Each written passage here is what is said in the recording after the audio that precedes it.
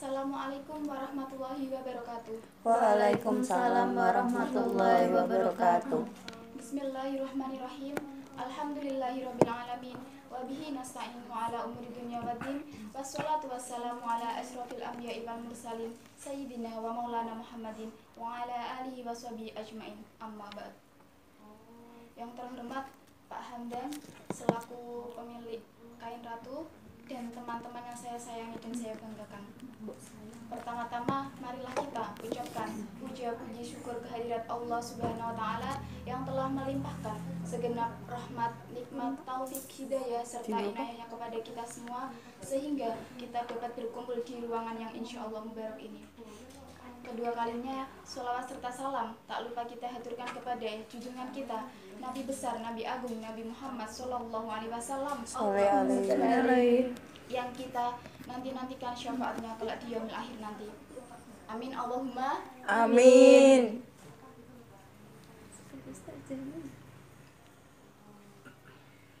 Perkenalkan, nama saya Wilda Jaratul Fitrika dari mahasiswa Universitas Islam Nahdlatul Ulama Jepara yang mengikuti program MBKM magang yang bertempat di Kain Ratu. Nah, di sini siapa yang belum menerapkan tata cara wudu yang baik dan benar? Saya. Biasanya kilo mbak. Lebih dari Nah, saya akan menjelaskan bagaimana tata cara wudu yang baik dan benar. Simak videonya. Sebelumnya saya akan menjelaskan apa itu wudu. Wudu adalah hal yang wajib yang dilakukan sebelum sholat, membaca Al-Quran dan hal kebaikan lainnya untuk membersihkan diri dari segala najis yang menempel pada tubuh. Perintah Allah untuk berwudu tertuang dalam surat Al-Maidah ayat 6. A'udzubillahi minasyaitonirrajim. Bismillahirrahmanirrahim. Ya ayyuhalladzina amanu idza kuntum ila sholati faghsilu wujuhakum wa aydiyakum ilal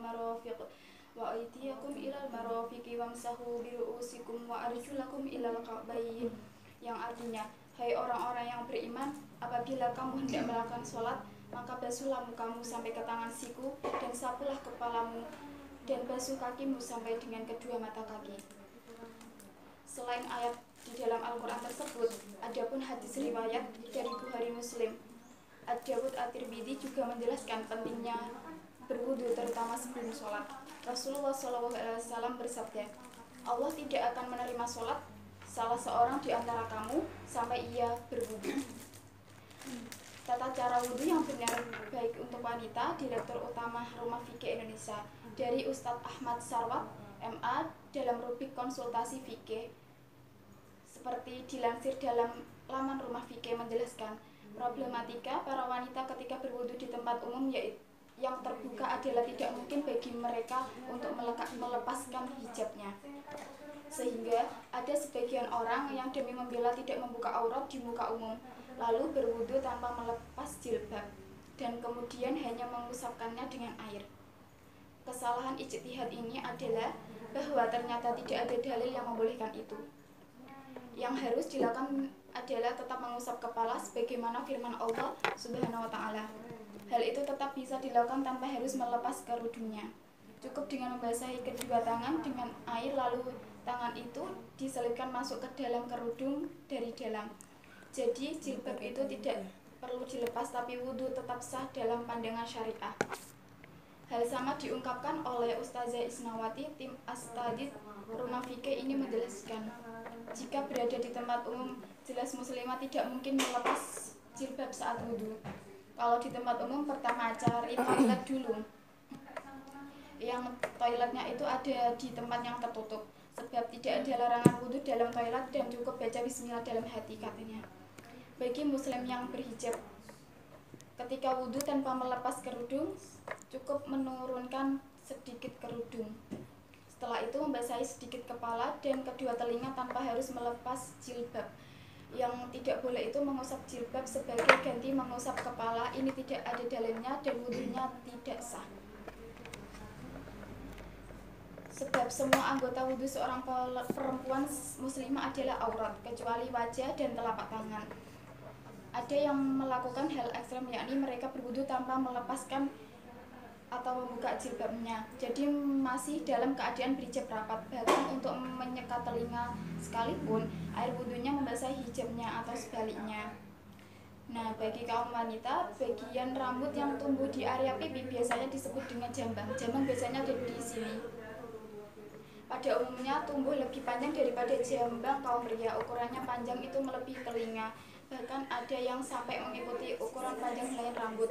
Jadi kalau kita wudhu itu jambangnya harus dikenakan karena dia itu termasuk anggota wajah. Kalau ditaruh di belakang telinga itu wudhunya tidak akan sah. Karena jambang itu termasuk bagian dari muka. Oleh sebab itu, tidak jarang melihat wanita bisa menyelipkan jambangnya itu ke belakang telinga atau diikat bersama dengan rambutnya yang lain. Saat membasuh bagian muka, wanita tidak mengikut sertakan rambut jambang yang panjang untuk dibasuh air wudhu. Tapi di satu sisi diketahui bahwa seluruh permukaan wajah hingga bagian pinggir area pipi adalah salah satu anggota tubuh yang wajib dibasuh.